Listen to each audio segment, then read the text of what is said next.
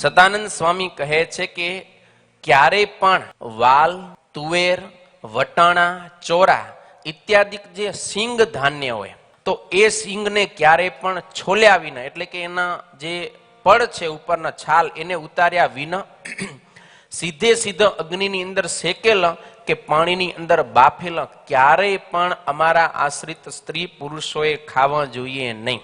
એની અંદર સૂક્ષ્મ જીવો હોવાની સંભાવના હોવાથી એક તો હિંસા અને બીજું ખાવાથી માંસ ભક્ષણ, આ બંને પ્રકારના દોષ એ ખાનારાને લાગે છે. એટલા માટે વાલ, તુવેર, વટાણા, ચોરા, મગ આ બધા જે સિંગમાં થતા હોય એવા સીધા બાફીને, રાંધીને કે શેકીને આપણે ખાવા જોઈએ નહીં. એ પણ એક હિંસારૂપ દોષ બતાવેલો છે, માંસ ભક્ષણ રૂપ દોષ છે. એટલે ભગવાન શ્રી હરિ અહીંયા કને પોતાના આશ્રિત સ્ત્રી પુરુષોને સાવધાન કરે છે.